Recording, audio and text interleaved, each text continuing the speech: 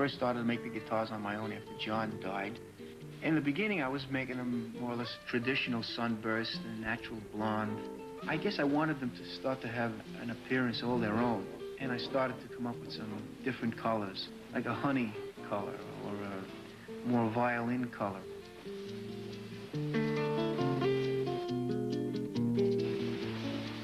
It's not just the color itself, it's the way I apply it to the guitar. It's the fan, the type of a sunburst I put into the guitar, how I blend it into the center, the lights to the darks. That's the whole thing that actually makes it, not just the color alone.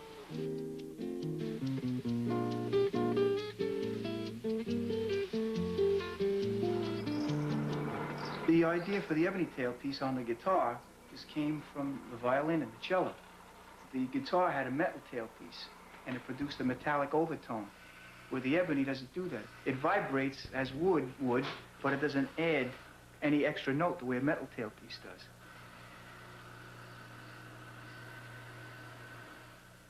The strings actually make the top vibrate. The bridge transmits the sound from the strings down into the top of the guitar.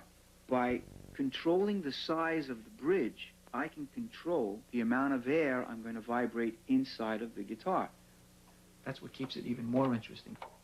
I can actually alter the guitar. I can always change the sound towards what the player wants.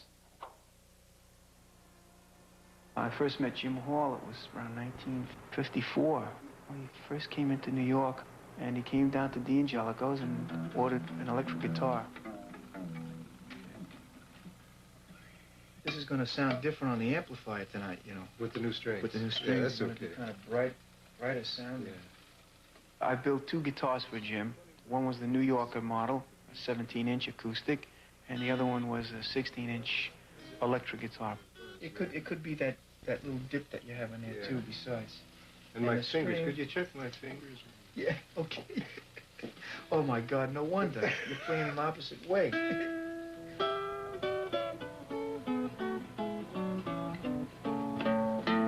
A lot of guys out there that like that calm, musical, you know, melodic way you play, and it makes you think, it makes you listen.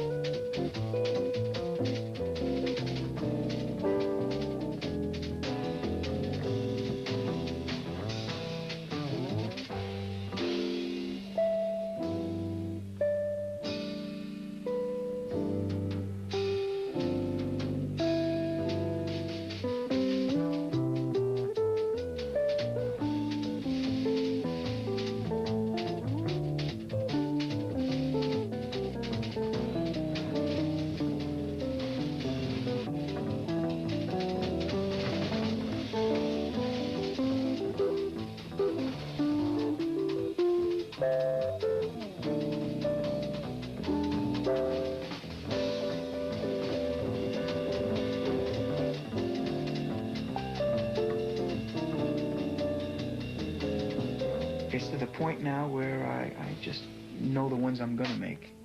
And it seems like the newer ones I've been making seem to be more sensitive and have a different sound to them, because actually I'm changing myself as I'm getting older. My whole concept and what I think of the guitar itself is changing.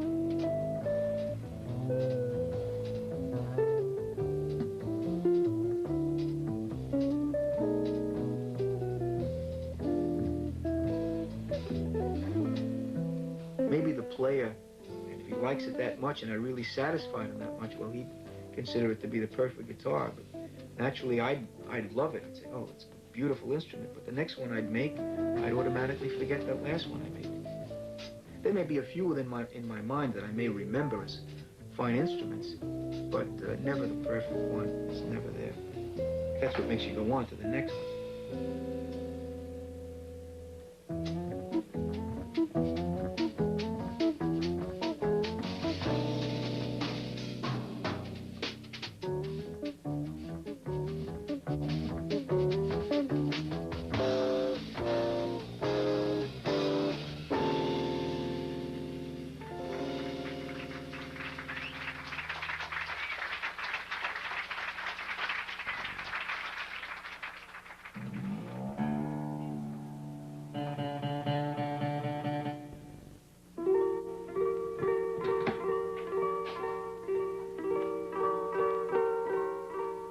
I built about 130 archtop acoustic, 10 or 12 flat top guitars, about 5 or 6 mandolins. I built about 20 electric guitars, hollow body electric guitars, and maybe 7 or 8 solid bodies. I made guitars 15 years ago. I've never even seen them. Never saw them again. I've heard of some that gotten destroyed. Some I've seen other guys work on, refinished, cut holes in them, put pickups into them. You know, it really gets there. I've seen the Angelicos that some guys have completely butchered.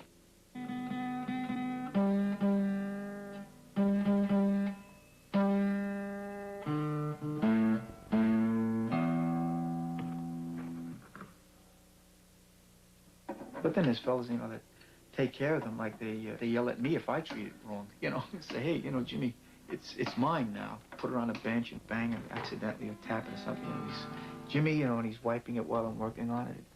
It makes me say, wow, thank God there's fellas out there that really respect what I've done, you know, and understand it.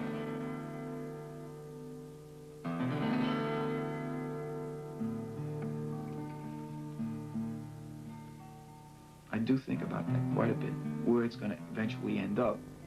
Either it'll be destroyed or will it be in somebody's hands that really loves it. He's there, out there someplace.